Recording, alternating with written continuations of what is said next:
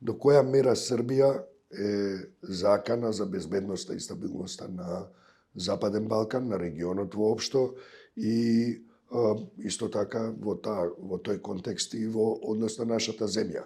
Иако ако погледнеме како се одвиваат односите меѓу двете земји, тоа е практично една братска држава во која не може да се гледа класична закана. Меѓутоа, како однесувањето на Србија како држава и српскиот политички врв се однесуваат во релација на безбедноста и стабилноста на регионот воопшто, па тука спаѓаме и ние. И се разбира, прашањето е дали е тоа само политички проект или е дел од една поширока, поопстојна стратегија која произлегува од Москва. Колку е тоа различно, колку е тоа споено и е координирано. Една реченица околу последнава теза, колку е тоа исто, колку е различно. Генезата на настанување на рускиот свет е не само временски, но пред се временски различна од настанувањето на тој концепт кој го дефинираме како српски свет. Со други зборови кажано, концептот на српскиот свет влегува во претходно одамна поставените постулати на рускиот свет и се обидува да ги остави своите национални интереси, што е легитимно.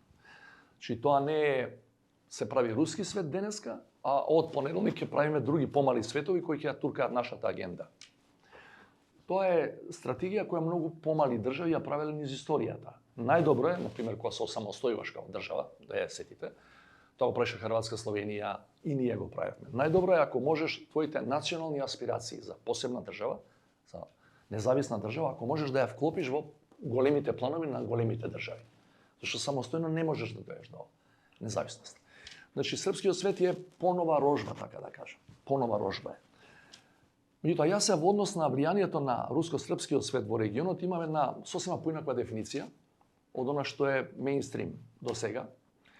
Јас тврдам дека од Србија, прашувате конкретно за нивното влијание во регионот, јас тврдам дека од Србија нема никаков притисок или заложба експлицитна да ние како држава влеземе во тој свет.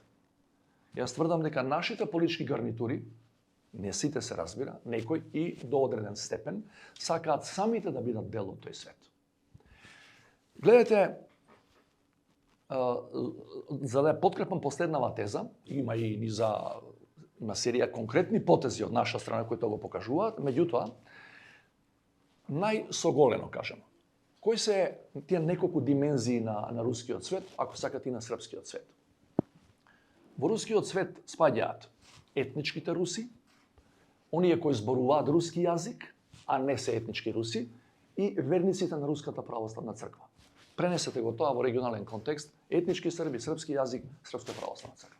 Во Македонија, доминантниот народ не се срби, туку се македонци. Ние имаме посебна црква, Македонска православна, не сме на ниеден начин дел од Српската православна црква, иако имаше такви заложби на времето, среќа отпадна као историски анахронизам, не поврзани со конкретната реалност на терен. И овдека, иако имаме заедничко искуство од Југославија, многу мал број од македонците, особено помладата генерација, зборува српски јазик. Значи, ги нема тие базични културолошки предпоставки или етнички за вие да бидете по дефиниција или да се очекува да бидете дел од српскиот свет. Тогаш, зошто ние се повеќе и повеќе среќаваме во релевантни европски извештаи дека Македонија, Северна Македонија, станува дел од, има декларација, има резолуција на Европскиот парламент која не спомнува токму во тој контекст пред 2 месеци. Изгласена со огромно мнозинство. Затоа што постои политичка гарнитура, некомплетната, се разбира, меѓутоа значени чинители во рамки на таа гарнитура, кои сакаат да бидат дел од тој свет. И конечно, ако имате подпредседател на влада, кој не крие дека работи за интересите на тој свет и дека е експлицитно против НАТО и Европската унија, вице-премиер на влада. Вие не можете да тврдите дека тој е некој политичар на маргини, кој нема никакво влијание во оформувањето на круцијалните стратешки политики на нашава држава. Значи, на многу места може да се детектира дека практично вие велите да, ние сме членки на НАТО, меѓутоа, де факто сакаме да бидеме дел малку и од овој другиот свет. Тоа не се случуваше до 2024 година.